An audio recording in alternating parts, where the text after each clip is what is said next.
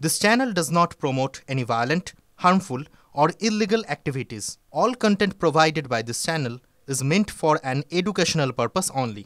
Top quality और consistent performance के लिए सिर्फ सिल्वर पंप नाम याद रखना। প্রথমত কালকের যে সাংসদদের নির্বাচন কমিশনের অভিযান নিয়ে আপনারা প্রশ্ন করেছেন, আপনারা দেখেছেন যে কালকের যে প্রোটেস্ট র্যালি ছিল সেটা অত্যন্ত শান্তিপূর্ণ ছিল। সেখানে কোনো রকম কোনো ভায়োলেন্সের কোনো জায়গা ছিল না। লোকসভা রাজ্যসভা মিলিয়ে প্রায় 300 জনের বেশি পাবলিক রিপ্রেজেন্টেটিভ এবং ম্যাক্সিমামটাই নির্বাচিত সাংসদ, মানুষের প্রতিনিধি, তারা সকলে মিলে নির্বাচন কমিশনের কাছে আমাদের সবার বেসিক 5-7টা প্রশ্ন রয়েছে, তার জবাব চাওয়ার জন্য নির্বাচন কমিশনের কাছে আমরা শান্তিপূর্ণভাবে মিছিল করে এবং দলমত নির্বিশেষে অপোজিশন যে পার্টিগুলো রয়েছে সবাই মিলে ঐক্যবদ্ধ হয়ে কালকে মিছিল করে গেছি। তাদেরকে নির্বাচন কমিশনের অফিস অবধি অ্যালাউই করা হয়। মহিলা সাংসদদের জোর জবরদস্তি চুলের মুঠি ধরে ডিটেন করা হয়েছে।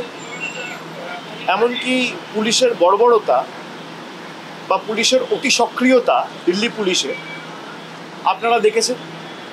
আমরা 100 দিনের কাজের টাকা নিয়ে যখন দিল্লিতে যন্তর মন্তরে বিক্ষোভ সভা করেছিলাম, সেখানেও প্রায় 10,000 পুলিশ দিয়ে মহিলা, বিশেষ করে তপশিলি এবং জনজাতি মূলবাসী যারা এবং SC/ST জনপ্রতিনিধিদের যেভাবে কেন্দ্রীয় সরকারের অধীনে থাকা, স্বরাষ্ট্রমন্ত্রীর অধীনে থাকা দিল্লি পুলিশ নিগৃহীত করেছিল, আমরা সকলে সেটা দেখেছি।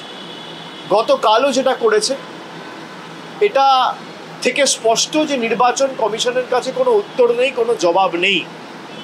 যে 4-5টা বেসিক আমাদের তরফ থেকে প্রশ্ন রাখা হয়েছে, যে এতদিন পরেও 2025-এ আমরা এসে কেন আমাদের ডিজিটাইজড ভোটার লিস্ট দেওয়া হবে না, কেন জোর জবরদস্তি SIR করা হবে, বিশেষ করে অপোজিশন রুল যে স্টেটগুলো রয়েছে যেখানে বিরোধী রাজনৈতিক দলগুলো ক্ষমতায় রয়েছে। এবং আমি ইলেকশন কমিশনের কথা যদি ঠিক ধরেই নিই যে ভোটার লিস্ট বা ইলেকটোরাল রোলে অনিয়ম বা গরমিল রয়েছে, আমি তর্কের খাতিরে ধরে নিচ্ছি যে তারা ঠিক বলছে, তাহলে প্রথম ধাপ কি হওয়া উচিত যে এই ইলেকটোরাল রোল বা এই ভোটার লিস্টের বেসিসে যারা নির্বাচিত হয়েছে এবং যে সদ্য সমাপ্ত 1 বছর আগেকার লোকসভা নির্বাচন এই ভোটার লিস্টের বেসিসে হয়েছে, এই ভোটার লিস্টের বেসিসে দেশের প্রধানমন্ত্রী নির্বাচিত হয়েছে, এই ভোটার লিস্ট যেখানে ইলেকশন কমিশন বলছে ভুল, অনিয়ম, গরমিল রয়েছে, এই ভোটার লিস্টের বেসিসে দেশে সরকার তৈরি হয়েছে, প্রধানমন্ত্রী থেকে স্বরাষ্ট্রমন্ত্রী থেকে প্রতিরক্ষা মন্ত্রী থেকে সবাই হয়েছে। পুরো ইউনিয়ন গভর্নমেন্টকে রিজাইন করা উচিত। এবং আমাদের রাজ্যের মুখ্যমন্ত্রী, দলের সভানেত্রী মমতা ব্যানার্জি 27শে ফেব্রুয়ারি নেতাজি ইন্ডোর স্টেডিয়ামে প্রথম এটা ধরেছিলেন যে এক ব্যক্তির একই এপিক নাম্বারে গুজরাটের ভোটার লিস্টে নাম রয়েছে, আবার উত্তরপ্রদেশে রয়েছে, আবার বাংলায় রয়েছে।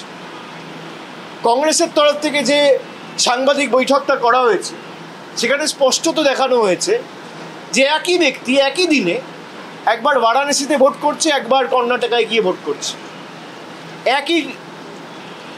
একই এপিক নাম্বারে একই নামে 5 জন, 7 জন, 10 জন করে ভোটার 10টা আলাদা পোলিং স্টেশনে তিনি ভোটাধিকার প্রয়োগ করেছেন। আর এই ডেটা তো তৃণমূলের বা কংগ্রেসের নয় বা অন্য রাজনৈতিক দলের নয়, এটা নির্বাচন কমিশনের ডেটা। তো এই উত্তরগুলো কে দেবে? আর নির্বাচন কমিশনের উপর যদি প্রশ্ন ওঠে, বিজেপি ডিফেন্ড করবে কেন? বিজেপির দায় কি? নির্বাচন কমিশন তো নিরপেক্ষ। তথাকথিতভাবে যদি তারা এতটাই নিরপেক্ষ থাকে, তারা সব এমপিদের সাথে বসবে। এই এমপিগুলো তো বানের জলে ভেসে আসেনি, নির্বাচন কমিশনার মনোনীত, আমরা নির্বাচিত। আমাদের 20 লাখ, 22 লাখ, 25 লাখ মানুষ ভোট দিয়ে তাদের ভোটাধিকার প্রয়োগ করে আমাদের নির্বাচিত করেছে। আর ইলেকশন কমিশনকে প্রতিনিধি করে সরকার পাঠিয়েছে তাদের হয়ে কাজ করার জন্য। যে কটা প্রতিষ্ঠান আছে সবকটা প্রতিষ্ঠানকে তাদের কৃতদাস এবং তল্পিবাহকে পরিণত করেছে এই বিজেপির সরকার। গতকালকের যে ঘটনা, তাদের কাছে যদি প্রকৃত সদুত্তর থাকতো তাহলে আপনি দেখা করতেন, কথা বলতেন। আপনি কথা বলেননি, আপনি উল্টে সব সাংসদদের ডিটেন করে পুলিশ স্টেশনে নিয়ে গিয়ে বসিয়ে রেখেছে, মহিলাদের উপর অত্যাচার করেছে, পুলিশ লাঠিচার্জ করেছে, চুলের মুঠি ধরে মহিলাদের টানতে টানতে হ্যাঁচড়াতে হ্যাঁচড়াতে নিয়ে গেছে। আমাদের কালকে একাধিক সাংসদ, এমনকি মিতালি বাগ, সেও অসুস্থ হয়ে পড়েছে, আপনারা দেখেছেন, পুলিশের অত্যাচারের কারণ। জোর জবরদস্তি তারা দেশটাকে নিজেদের সম্পত্তি ভেবে সব প্রতিষ্ঠানগুলোকে নিজেদের রাজনৈতিক স্বার্থে কাজে লাগিয়ে এখন মানুষের ভোটাধিকারটুকুও কেড়ে নিতে চাইছে। আমরা এটা করতে দেবো না। কালকের যেটা দেখেছেন আপনারা, এটা সবে শুরু। আমি আগেও বলেছি, আবারও বলছি, যদি বাংলা থেকে একটা মানুষ যার ভোটার লিস্টে যে প্রকৃত ভোটার যদি তার নাম বাদ যায় এবং বিজেপি যদি ভাবে যে মানুষের ভোটাধিকার কেড়ে নিয়ে আমরা দেশটাকে আমাদের রাজনৈতিক সম্পদ হিসেবে ব্যবহার করব, আমরা যে ভাষায় বিজেপি বোঝে সেই ভাষায় আমরা জবাব দিতে জানি। বাংলার একটা মানুষের যদি ভোটাধিকার কাড়ে তাহলে 1 লক্ষ মানুষ নিয়ে নির্বাচন কমিশন ঘিরব, বিজেপির কোনো নেতা বাঁচাবে না।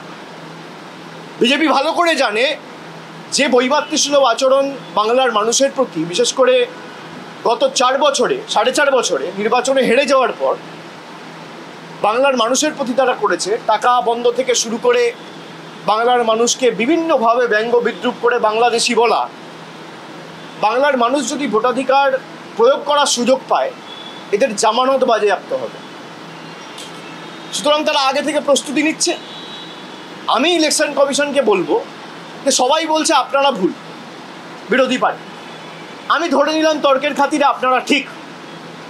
আপনারা যদি ঠিক হন তাহলে প্রথম পদক্ষেপ, যদি এই ভোটার লিস্টে গড়মিল থাকে, তাহলে ফার্স্ট স্টেপ শুড বি যে তৎকালীন যিনি চিফ ইলেকশন কমিশনার ছিল রাজীব কুমার, তার বিরুদ্ধে ক্রিমিনাল প্রসিডিং ইনিশিয়েট করা, তার বিরুদ্ধে নির্বাচন কমিশন থেকে এফআইআর করা, যে তার তত্ত্বাবধানে, তার ভিজিলেন্সে, তার সুপারভিশনে যে জেনারেল ইলেকশন 1 বছর আগে হয়েছে সেখানে যদি ভোটার লিস্টে গড়মিল থাকে আর ফেক ভোটার থাকে এবং সত্যি বাংলাদেশি থাকে, তাহলে তার বিরুদ্ধে ক্রিমিনাল প্রসিডিং ইনিশিয়েট করে সেই ভোটার লিস্টের বেসিসে যারা নির্বাচিত হয়েছে সবার পদত্যাগ করা উচিত। এবং তারা যদি পদত্যাগ করে তাহলে প্রধানমন্ত্রীর পদত্যাগ করা উচিত। এই ভোটার লিস্টের বেসিসেই প্রধানমন্ত্রী, স্বরাষ্ট্রমন্ত্রী নির্বাচিত হয়েছে। এই ভোটার লিস্টের বেসিসেই আগামী দিন উপরাষ্ট্রপতি বা রাষ্ট্রপতি সাংসদদের ভোটে নির্বাচিত হবে। তাহলে পুরোটাই যদি বেনিয়ম বা অনিয়ম বা ভেজাল বা কোনো ফেক নাম থেকে থাকে, তাহলে ফার্স্ট স্টেপ হিসেবে তারা রিজাইন করুক। সারা দেশের মানুষ এসআইআরকে স্বাগত জানাবে। আমি বলছি আপনারা যদি এসআইআর করতে চান, আপনাদের বক্তব্য কী? যে এই ইলেকটোরাল রোলে অনিয়ম রয়েছে, আমরা এসআইআর করতে চাই। আরে এই ইলেকটোরাল রোলের বেসিসেই তো 6 মাস আগে মহারাষ্ট্রে নির্বাচন হয়েছে, আপনার ঝাড়খণ্ডে নির্বাচন হয়েছে, আপনার হরিয়ানায় নির্বাচন হয়েছে। এই ইলেকটোরাল রোলের বেসিসেই তো 2-4টে রাজ্যে বিজেপি সরকার ক্ষমতায় এসছে 6 মাস আগে পর্যন্ত। এই ভোটার লিস্টের বেসিসেই তো কেন্দ্রে সরকার ক্ষমতায় এসছে, বিজেপি 240টা সিট পেয়েছে। তা যারা এই ভোটার লিস্টের বেসিসে নির্বাচন করে, আমি আমার কথাও বলছি, বিজেপি শুরু করুক না, আমরা সবাই ডিজাইন করব, কোনো অসুবিধা নেই। লোকসভা ডিসলভ করে দেওয়া হোক, লোকসভা ডিসলভ করে সারা দেশে এসআইআর হোক, তারপর ফ্রেশ ইলেকশন হোক, কেউ তো বারণ করেনি।